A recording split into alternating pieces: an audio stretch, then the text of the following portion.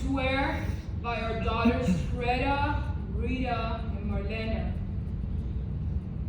that waiting for you was like waiting for God. Or worse. With God, sometimes you sense a certain purpose, kind of humor.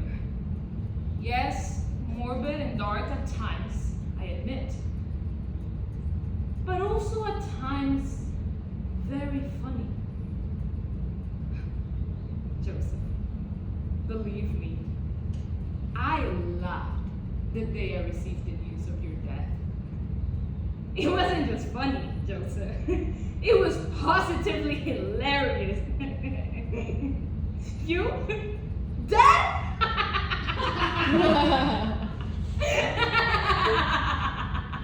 Oh, I remember how I rushed into the church, sheer power of gratitude gushing from every part of my being into all directions, and I fell at the feet of the Mother of God, incapable of coherence, and I thanked her for having answered my prayer, my only prayer.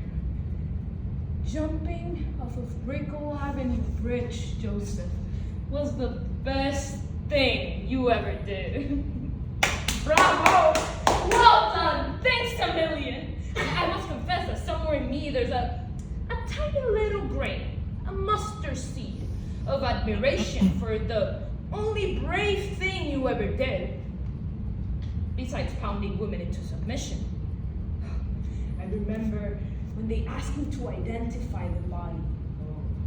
I danced my way to the morgue. Oh, I danced the way your mother danced on our wedding, moving my hips like a whore, which is what your mother was.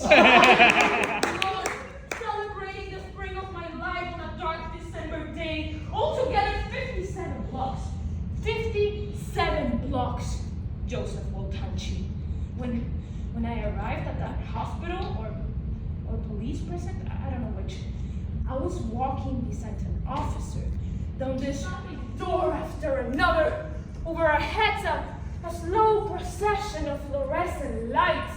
It was like watching a movie. I was feeling deliciously drowsy, ready to party all night. Was I leaning against a very helpful and very handsome officer? I can't recall. What I do remember distinctly is his body odor. Sharp, not too unpleasant, and not too dissimilar to the smell of your armpits, Joseph. Do all men smell alike, I wonder? Not having smelled every single one of them, I couldn't tell. And I hate to generalize, especially when it comes to men. But I like the way the officers smell. Every once in a while, I would take sideways glances, like snapshots for a quick mental evaluation. He was undoubtedly a born-again dude, serious, solemn, and probably stupid, but very, and I mean very, very sexy. Was he capable of being gentle to women? I wondered. Was there anything in his stunning anatomy that could satisfy a woman without hurting her? I suppose everything, including his dick, belonged to the Lord. Every single precious inch of it. The officer must have thought me crazy because I was giggling, but I was happy. A brand new chemical had entered my bloodstreams, and I had my hand on my chest because I was trying to prevent my heart from bursting. Oh, to see you dead, Joseph, was something like receiving an Oscar.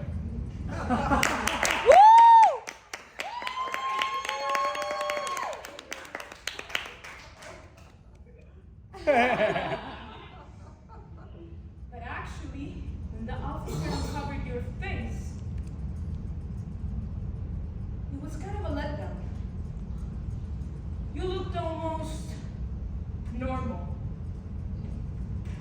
Yes, swollen, discolored here and there, scratches all over, tear in the upper lip, a gashed eyebrow. But that was all.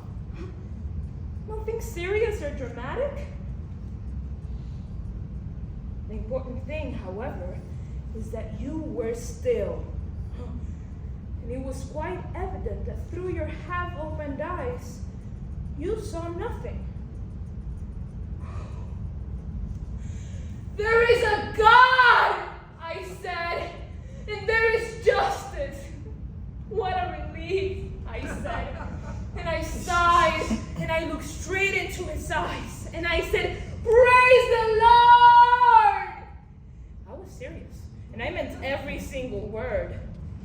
I was sure that the born-again officer would have no problems relating to it. I moved closer. I let my hand rest on his thigh. What a thigh, Joseph. It was awesome. And I must admit, not too dissimilar to yours.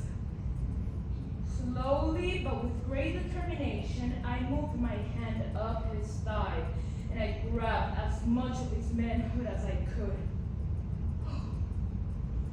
We were in such a state of shock, yes, me too, Joseph, that we thought the ceiling would come crashing down our heads. Gazing into each other's eyes, we were petrified with fright, and everything in the universe stood still, except for that almost imperceptible pulsation in the palm of my hand. Oh, this thing, as if independent from its body, with a will of its own, it was this thing that finally brought us back to our senses. It was like waking from a deep sleep.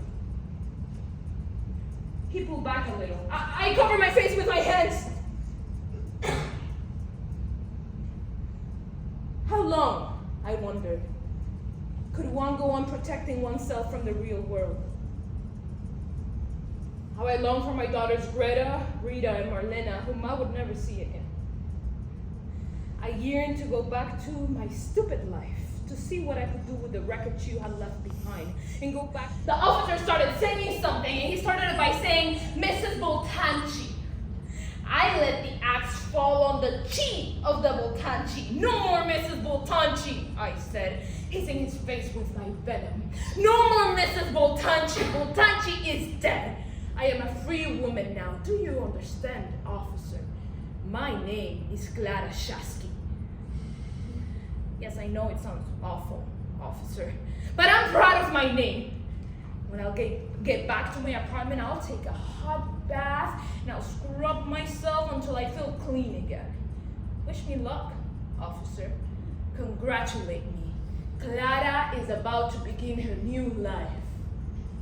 And as for this corpse right here, you have my permission to throw him back into the river from whence you fished him out. No, he'll poison the waters. I'll donate his remains to the university. Yeah. FIU Medical Center, let him be a lesson. I said this and I burst out laughing. That animal in me was on the alert, badly in need of oxygen. I think the word was languishing. The officer noticed that I was languishing, and he realized that it was not inconceivable to make love right there and then, with you witnessing the whole thing through your half-opened eyes. But instead I said, officer, let's go to an island together. You and I, away from all this. He spread a smile to his face. A surprisingly mysterious smile, but not too unfamiliar. I'd seen it on your face before so many times, Joseph. It was like taking a sharp turn on a mountain road. A new scenery slammed right into my face. My heart, I think, skipped a beat. He let the smile spread to the rest of his face, but not the eyes. We all try to do our best, he said, but it ain't easy. What was the point he was trying to make? this born-again member of the opposite sex. It must have been quite tough for you. Quite tough, I echoed. Not a very happy conjugal relationship.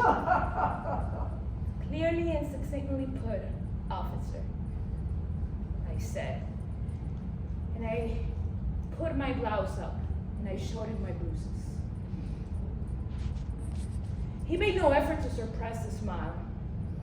On the contrary, he added a few more layers of meaning to it. His teeth vividly imprinted in the screen of my mind. You won't believe this, Joseph, but he moved closer. He put his hand on my shoulder and he called me sister. The born-again bastard. Call me Clara, I said. And I think he did. He did say Clara, but it was barely audible. The way a lover would whisper the name of his beloved. He let his other hand rest on my belly, light to the touch but burning deep against my skin. Oh God. Could this moment last forever? God, could it be that I too am worth it of a little respite? A little oasis of kindness and consideration? God, would you not disappoint me just this one time, God? There's nothing this time that will make it go wrong. So please don't drop an unexpected something on our heads. Joseph. But this monster that presides over the fate of humankind is no different from a husband that gets home late and beats the shit out of his wife. Therefore was I surprised when the hand of the officer resting so lovingly on my belly turned into an instrument of torture. Words, no matter how succinctly put together, could not describe the pain and powerlessness that I was feeling as I was being pounded into a pulp. Have you noticed when pain and puzzlement meet and mingle, how the head is suddenly emptied of words? If head is where language, grammar, syntax, and the like are stored, how even monosyllabic ejaculations fade off the screen and leave a grayish green behind? But it's in that dual silence, Joseph. The one arrives at the scream. Arrives at the scream? What kind of language is that? I hope that there's nobody in the audience naive enough to believe anything that this woman is saying. I personally don't believe a thing she says. I'm just an actress. Nothing more and hopefully nothing less. I can do realism, I can do fantasy, and I have also taken classes in jazz, in ballet, and in modern. But despite my extensive knowledge of the theater and my years, it really is hand-painted. I myself commissioned it. A gypsy once told me that with the love of my life, I'll make a journey on water. I always thought that it would be to a place like Paris or Barcelona.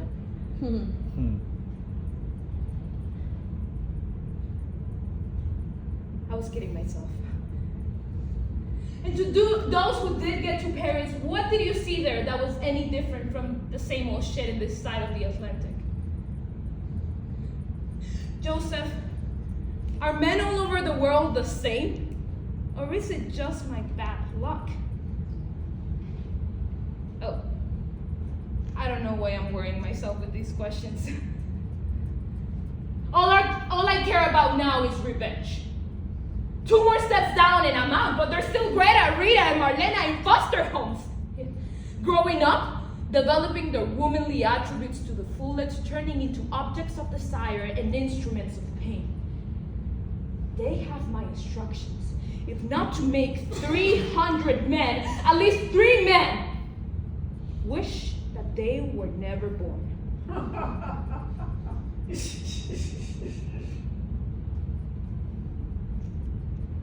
now take the remaining steps down.